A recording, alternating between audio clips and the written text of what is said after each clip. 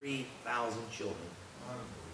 Dispersed over 23,000 Bibles, 85,000 New Testaments, and over 29 million pieces of religious literature. And he raised in the 1800s $2,700,000.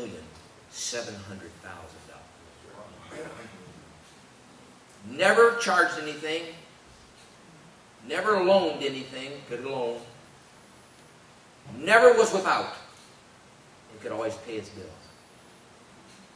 It wasn't the size of George Mueller. It wasn't his education. It wasn't because of his last name. It was because of the size of his God. Amen. Yeah. What we need in this country is some men that got a God bigger than they are. Yeah. I don't care how big your church is. I heard a sermon the other day, a good one.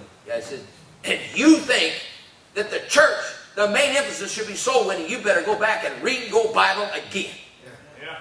Yeah. Oh, now that didn't get so good, did it? Yeah.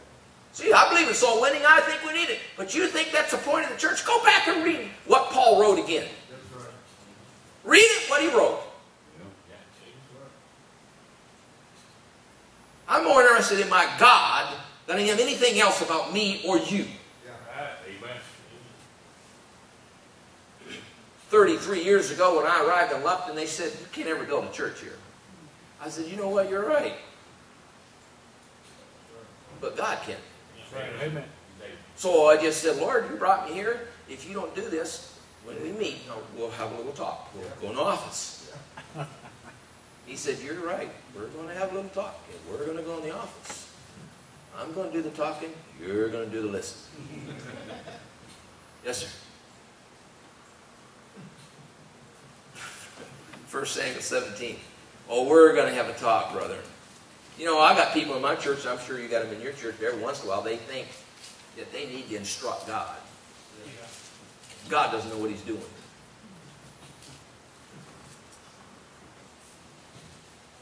Verse 1, the Philistines were gathered together, their armies to battle, together at that place is just north of Lupton, which belongeth by Judah, and pitched between the other place and the other place and the other place.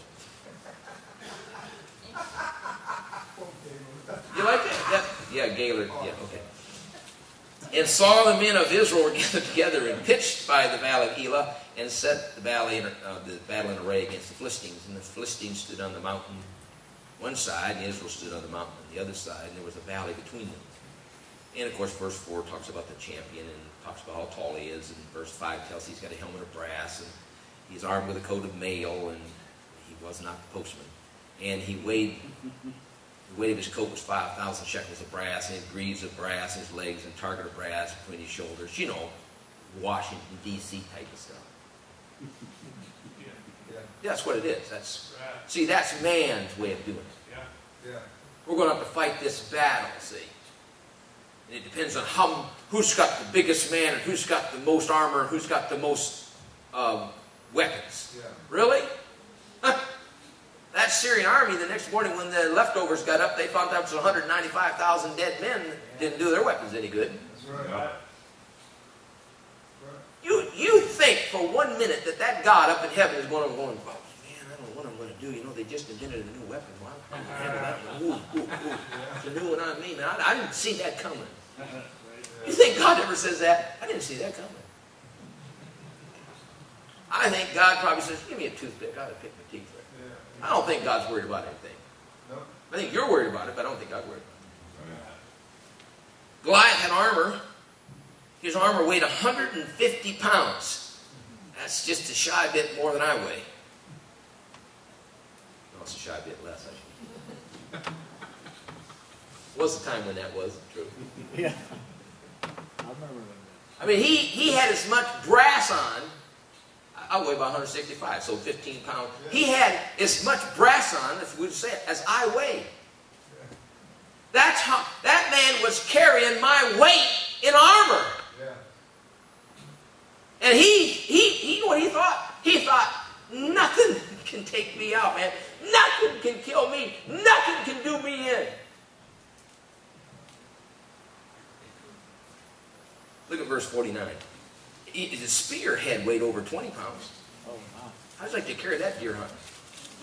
And I hope that deer shows up pretty soon. I ain't going to be able to hold this up any longer. Yeah. You're in trouble throwing it. Verse 49, and David put his hand in a bag and took thence a stone and slang it. Yeah. You know where he's from, don't you? He's in North Carolina. Slang it. I know that because I lived there. You say things like this, Mama, I got sand in my head. Say, so slang it. He's from North Carolina. And he slang it and smote the Philistine in the forehead, and the stone sank. Sank. It didn't bounce off. It sank. I mean, that's like a projectile out of a 30-06, man. Do you understand what I'm trying to tell you here?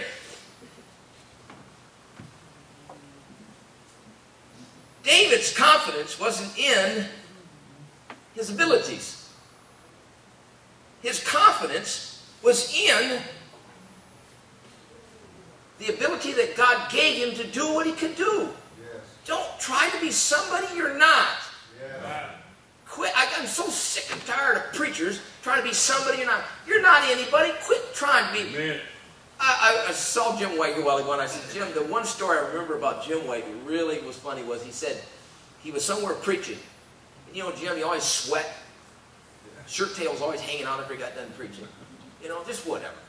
And he said, Lord, he said, why can't I be as sophisticated as all these other preachers?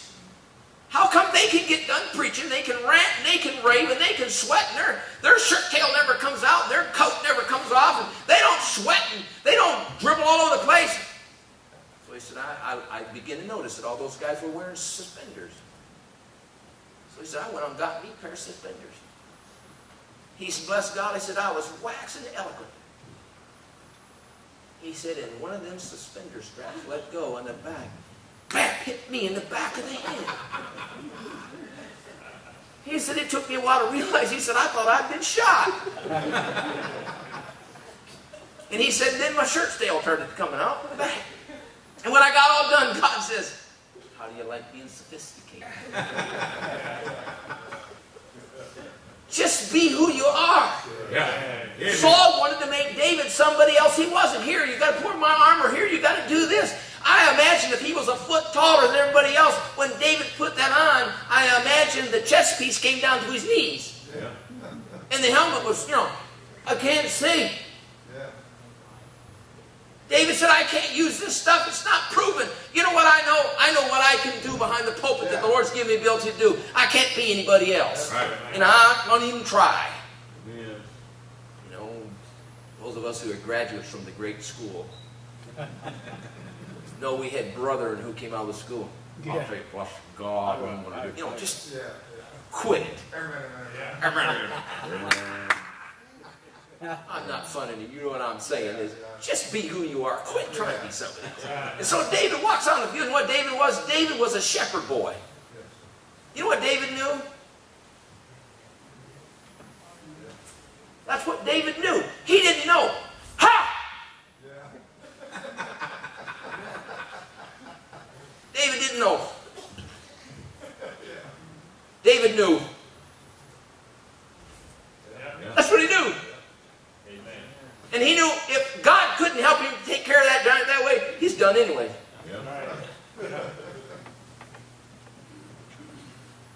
I'm probably going to have to read this to you, but it's one of the most fantastic stories. Maybe you've heard it. I don't know. You ever hear of Sergeant Jimmy Howard?